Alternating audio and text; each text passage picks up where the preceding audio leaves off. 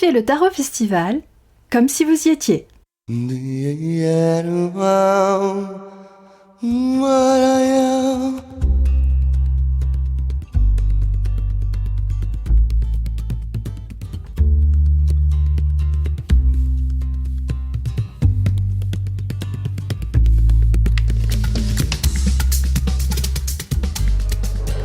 vous présente une jeune fille qui débute dans le tarot.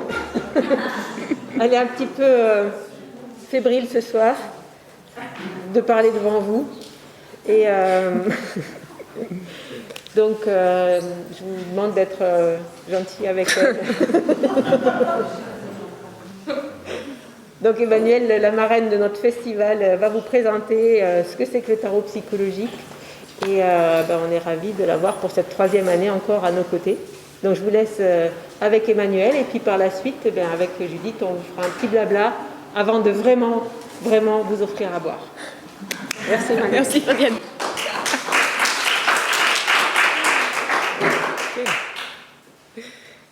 Alors en général, quand on parle de tirage de tarot, on imagine la voyante en châle, en bijoux, on imagine sa boule de cristal dans la pénombre, et on ne peut pas s'empêcher d'avoir la crainte superstitieuse d'avoir la mauvaise nouvelle. Donc émotionnellement, ça peut être un peu dur. Mais il se trouve que le tarot ne va pas se réduire à ce cliché, et que la question qui va nous intéresser ici et aujourd'hui, c'est qu'est-ce que c'est vraiment que ces cartes-là ? On veut savoir ce qu'elles peuvent nous dire, on veut savoir aussi si elles sont magiques ou pas, et on se pose souvent la question de savoir, mais est-ce qu'elles disent la vérité, quoi ? Alors, il y a beaucoup de façons de répondre à cette question, ça va dépendre de qui parle, et ça va dépendre de la façon dont celui qui parle va se connecter personnellement à ces cartes. Et ça, c'est parce que le tarot, c'est un outil, et que, comme tous les outils, ce qu'on en fait dépend entièrement de nous, et pas de lui. Donc aujourd'hui, on vous accueille à la 3e édition du Tarot Festival, qui s'est donné pour mission de promouvoir cette approche qu'on appelle aujourd'hui psychologique, par opposition au tarot purement divinatoire. Et ça s'appuie surtout sur le fait qu'on est toujours gêné pour le fait que pour faire du tarot purement divinatoire, il faut absolument que le tarologue ou le praticien et le consultant ou la personne à qui on tire les cartes, il faut qu'ils se rejoignent dans la croyance au fait que le tarot permet directement de lire l'avenir. Et là, tout le monde ne peut pas s'entendre là-dessus, tout le monde ne peut pas être d'accord. Mais nous, ce qui nous intéresse, c'est de trouver ce qui peut être utile pour tout le monde, pas seulement pour certains. Et l'avantage du tarot qu'on appelle psychologique, c'est de pouvoir apporter autant, quelle que soit la grille de lecture que nous, on va utiliser pour comprendre le monde. Alors, pour lancer la discussion qui devrait nous occuper pendant les 4 jours de ce festival, moi, je vais vous donner ma version, donc ma façon de comprendre ce qu'il y a d'intéressant dans le tarot à travers la grille de lecture du tarot psychologique. Après, ce sera à chacun de voir ce que ça peut apporter dans sa réflexion personnelle, si ça peut l'inspirer dans son travail, etc. Alors, ça fait longtemps, pour commencer la présentation, qu'on dit de ces cartes-là qu'elles ne sont pas vraiment faites pour prédire l'avenir ou pour dire la bonne aventure. À la fin du XIXe siècle, déjà, on avait la Société initiatique de la Golden Dawn qui disait la chose suivante: les sources d'informations les plus profondes viennent de notre intérieur. Le tarot aide à entrer en contact avec son soi supérieur. Face à quoi on se demande qu'est-ce que ça peut bien vouloir dire ? Et surtout, à quoi ça peut nous être utile à nous ? Alors aujourd'hui, on va essayer de comprendre ce qu'on appelle aujourd'hui tarot psychologique et ce qu'il peut nous apporter. Et on va voir aussi comment on fait. Alors d'abord, je voudrais parler un petit peu de ce que c'est que ces cartes pour qu'on sache de quoi on parle. Donc je vais vous parler une seconde des origines historiques du tarot qu'on utilise aujourd'hui en se basant sur des sources scientifiques, parce que l'important pour moi ici, c'est d'aider à comprendre notre outil de la manière la plus claire possible, sans rajouter de mystère ou de fantasmes, et aussi parce que le tarot psychologique, c'est un tarot qu'on peut pratiquer de manière complètement cartésienne, sans avoir besoin de s'appuyer sur une croyance ou sur une autre. Et donc, d'après les historiens, il se trouve que notre jeu de cartes viendrait du jeu de cartes, quoi. Donc, du jeu de cartes à jouer, qui ont été inventés à la Renaissance. Et d'après les historiens encore, ce serait en fait un mélange un peu bâtard de deux types de cartes, qui seraient d'une part les cartes à jouer normales, ce qui donne les 56 qu'on appelle aujourd'hui les arcanes mineures, les cartes à jouer normales avec lesquelles on joue au poker aujourd'hui, quoi. Et deuxième type de cartes, des cartes peintes qu'on appelait les triomphes, et qui sont une suite d'allégories qui représentent ce qu'il est important de savoir dans les humanités, et rangées par ordre croissant d'importance. Et ces cartes-là, les arcanes peintes, elles ont donné les 22 qu'on appelle aujourd'hui les majeurs, ou qu'on appelait les atouts dans le jeu de tarot à jouer. Et je vous dis ça pour qu'on commence à considérer un peu notre jeu autrement qu'en lui prêtant des origines magiques ou mystérieuses ou inconnues. Mais l'intérêt, c'est qu'au XIXe siècle, ces cartes ont été récupérées par la scène ésotérique, et il y a beaucoup de gens qui ont remarqué que ces cartes à jouer-là se prêtaient drôlement bien à la représentation des choses de la vie intérieure.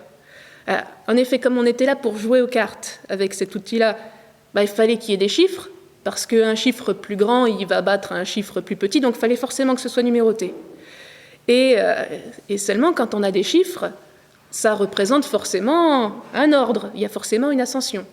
Et bien on s'est dit que ranger ces chiffres-là dans un ordre ascendant, ça faisait un bon parallèle avec le chemin d'éveil, parce que c'est un chemin qui nous demande de nous améliorer sans cesse.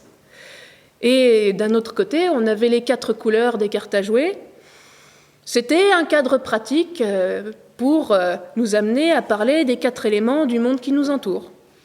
Alors, on s'est rendu compte que c'était quand même un jeu qui était pas trop mal adapté pour parler de la vie de l'homme dans le monde.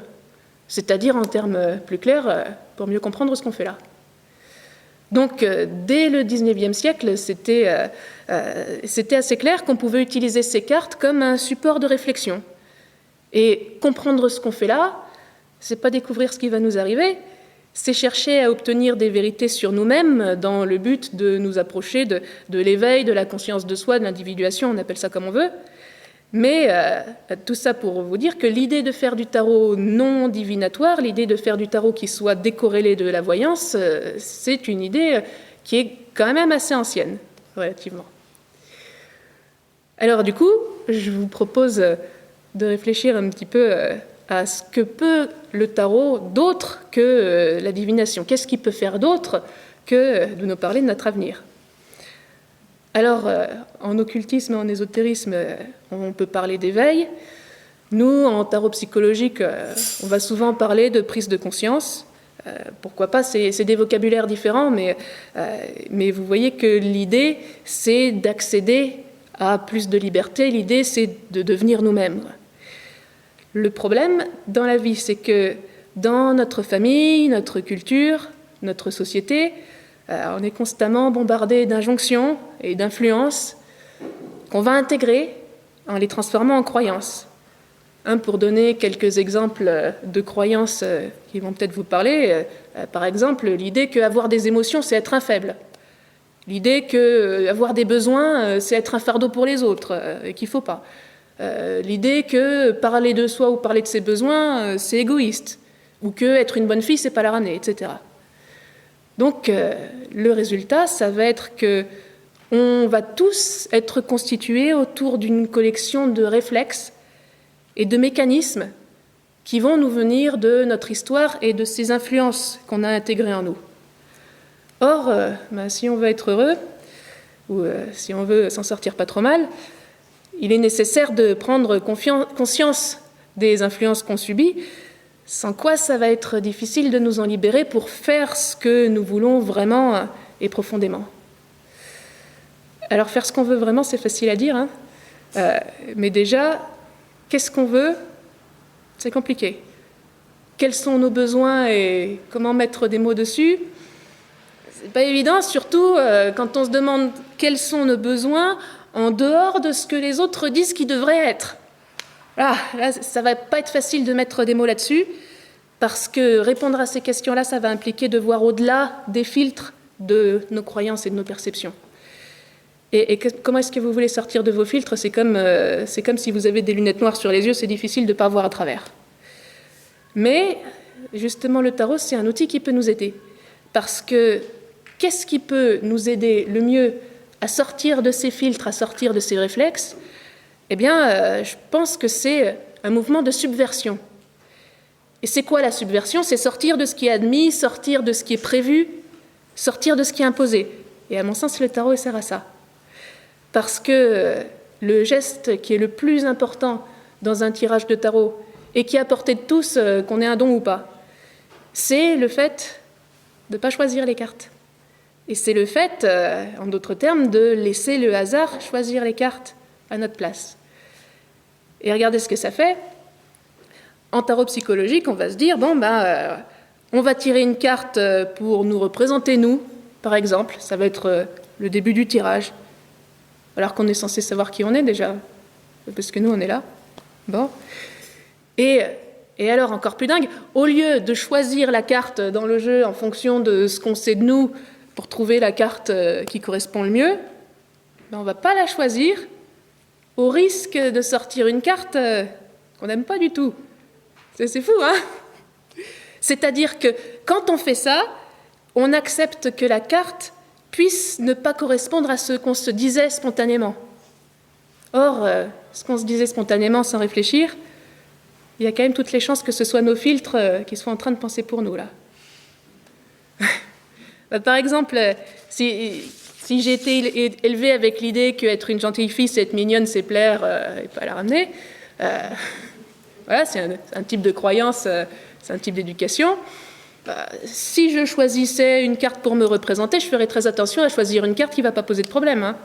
Ouais, je ne sais pas, je pourrais prendre un 3 de coupe, c'est sympa, c'est les copains, le 3 de coupe, c'est chouette d'avoir des copains, il n'y a pas de problème. De toute façon, c'est ce qui est attendu de moi, d'être sympa avec les copains. Donc, comme il n'y a pas de problème, on ne risque pas d'y réfléchir, donc on ne va pas réfléchir à mes besoins. Donc, ça ne risque pas de changer. Hein. Voilà. Ok, maintenant, imaginez, mon jeu est mélangé, c'est le hasard qui va choisir pour moi.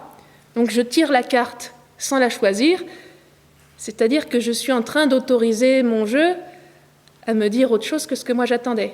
Et là, on peut imaginer que, par hasard, il y a une chance sur 78, je tire quelque chose que j'aurais vraiment pas choisi, comme par exemple, je ne sais pas, un 3 d'épée, le truc un peu dur, là, celle qui représente un cœur percé dans le rider.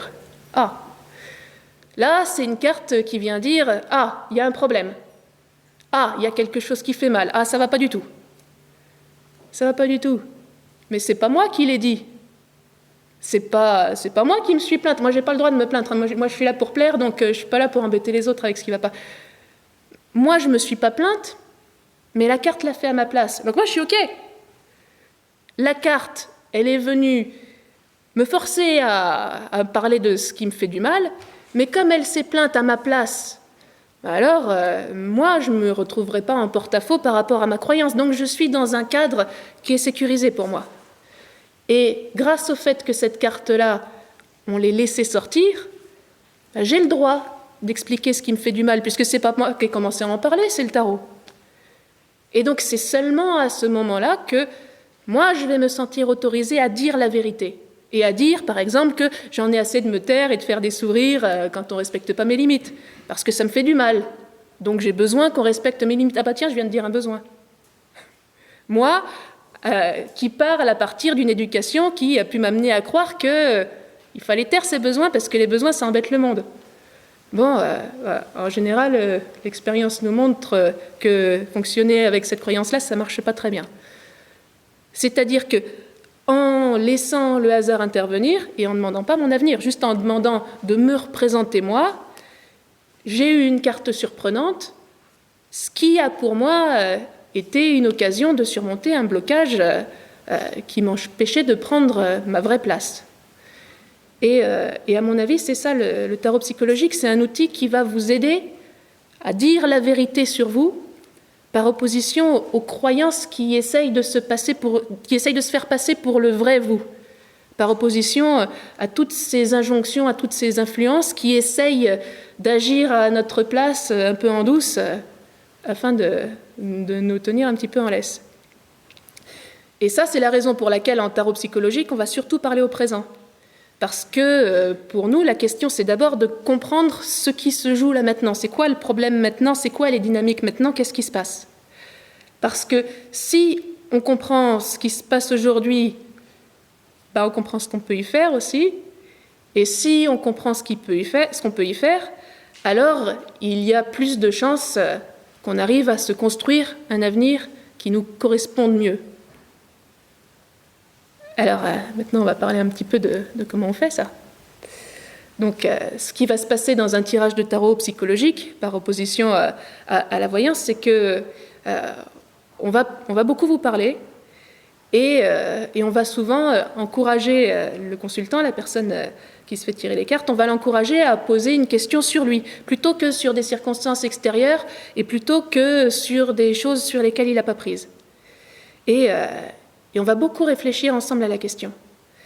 Parce qu'il se trouve que dans ce domaine-là, poser la question, c'est un peu un tiers du travail. C'est pas très facile de poser sa question. Hein. Et on peut voir, quand on accompagne les personnes juste dans cette formulation-là, souvent on commence à poser la question en termes généraux ou extérieurs, parce qu'on n'ose pas trop parler de soi. Et on n'ose pas trop mettre ces trucs sur la table. Donc souvent on va arriver au tarot en se demandant est-ce que mon copain va revenir déjà et là dans le protocole psychologique, ce qui fera la différence, c'est qu'on va commencer à parler ensemble. On va commencer à parler de la situation, on va faire un travail qui sera guidé, on va parler de cette question-là. Et par exemple, on peut finir par se demander, à la réflexion, j'ai demandé si mon ex ou mon compagnon allait revenir. J'y réfléchis. Et en y réfléchissant, je me rends compte que c'est pas la première fois que ça m'arrive d'être dans une situation comme ça. Et je me rends compte que là, aujourd'hui, je souffre d'une situation, c'est pas la première fois. Et ce qui va se passer au fil de la discussion, c'est que je vais finir par me rendre compte que la question la plus intéressante, qui était cachée derrière la première, ça peut être quelque chose comme comment ça se fait que je cherche toujours des relations avec des personnes qui ne sont pas disponibles? Qu'est-ce que je cherche dans ce type de relation? Éventuellement, comment faire pour dépasser ça? Donc vous voyez, ça fait un mouvement. On commence par une question un peu extérieure et puis on va avancer jusqu'à réussir à vraiment parler de soi. Et ça, c'est déjà un grand travail.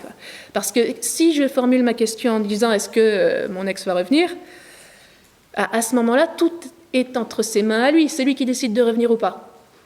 Donc, moi, je suis en attente, je suis un peu l'objet de son bon vouloir. Or, si avec le tarologue on a discuté et que je suis arrivée au fait de dire qu'est-ce que je cherche par exemple dans les relations avec des hommes qui ne sont pas disponibles, là je suis en train de demander qu'est-ce que je n'ai pas vu en moi et comment est-ce que je peux travailler là-dessus. C'est-à-dire que moi, je suis sujet de mon travail. Et vous voyez que c'est déjà une évolution. On n'a pas encore tiré les cartes, que le travail a déjà beaucoup avancé. Ça fait partie du protocole. Ça fait partie de ce qu'on appelle le tarot psychologique. Ensuite, ce qui va se passer, c'est qu'on va poser les cartes sans les choisir, comme on a vu avant, et au moment de les lire, on va jouer le jeu. C'est-à-dire qu'on va poser les cartes aléatoirement, en se racontant qu'elles vont nous représenter la situation dans laquelle on est aujourd'hui.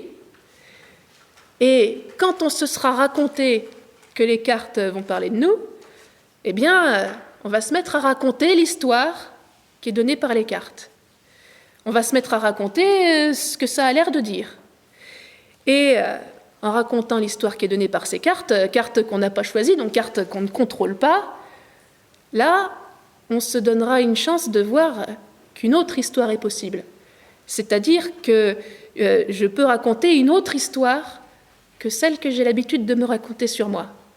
Par exemple, quelqu'un qui manque de confiance en soi, on peut imaginer que c'est une personne qui peut avoir l'habitude de se raconter l'histoire d'une personne qui n'est pas intéressante, ou elle pourrait se raconter l'histoire d'une personne qui est vouée à être une victime ou à ne pas y arriver parce qu'elle n'a pas confiance en elle, donc elle pense que de toute façon, elle ne va pas y arriver.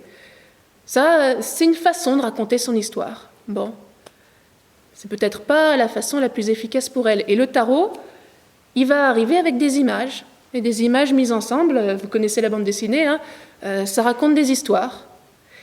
Et comme on n'aura pas contrôlé ces histoires, le tarot il ne va pas se fatiguer à se soumettre aux croyances et aux préjugés de la personne. Donc, si elle a une mauvaise opinion d'elle-même, le tarot il s'en fout complètement. Et donc, le tarot il n'hésitera pas à raconter une histoire qui va lui parler de ses qualités, puisque le hasard n'a pas les mêmes inhibitions que nous. Et ce qui va se passer, c'est qu'on va se rendre compte, face au tirage, que une autre histoire est possible que celle qu'on a l'habitude de se raconter, et donc on n'est pas obligé de rester enfermé dedans. Puisqu'il y en a une autre de possible, alors on est libre de modifier la nôtre. Et selon l'histoire qu'on se raconte, on ne va pas vivre la même chose. Et donc, on ne va pas se construire le même avenir. Le but, à mon avis, du protocole du tarot psychologique, c'est beaucoup de se délivrer d'une vision de soi qui serait enfermante au profit d'une vision qui pourrait être plus libre et plus utile. Alors évidemment, c'est jamais très confortable, un peu comme tous les travaux de remise en question. Donc le tarot psychologique, c'est quelque chose qui est moins populaire, moins connu que le tarot divinatoire. La divination et la voyance, ça fait davantage rêver parce que on a envie que l'autre puisse nous promettre la bonne nouvelle, nous promettre la nouvelle qu'on a envie d'entendre, c'est-à-dire s'engager auprès de nous, qu'on l'obtienne. Ou on aimerait bien que l'autre puisse nous tendre des clés qui débloquent tout sans qu'on ait à faire un travail trop pénible. Bon, donc le tarot psychologique va être moins populaire, mais ici on est convaincu que ça vaut le coup de faire ce travail. Et c'est pour ça que le Tarot Festival est organisé, pour diffuser l'idée que le tarot n'est pas qu'un support pour lire un avenir qui serait éventuellement décidé pour nous, mais qu'on peut l'utiliser d'abord pour travailler sur soi et pour se créer l'avenir que nous désirons vraiment. Et aussi, ici on a l'idée que travailler sur soi, c'est pas quelque chose qui serait réservé à une élite de ceux qui auraient un don ou de ceux qui seraient plus initiés que d'autres. On a l'idée que ça, tout le monde peut le faire. Et c'est pour ça que dans ce festival, vous allez avoir accès à des ateliers où les intervenants vont vous montrer que vous pouvez rentrer dans les cartes, vous pouvez jouer avec, vous pouvez les lire vous-même, sans difficulté, quelles que soient vos grilles de lecture, vos croyances et vos façons de voir. Donc, que vous pensiez que c'est du hasard pur et qu'on projette, ou que vous pensiez qu'on est guidé dans les choix de cartes, le résultat est le même. On se retrouve à avoir accès à un outil qui est pratique pour parler de soi, pour mieux se connaître. Et c'est pour ça qu'au Tarot Festival, on fait des belles rencontres. Parce qu'on est vraiment là. Merci.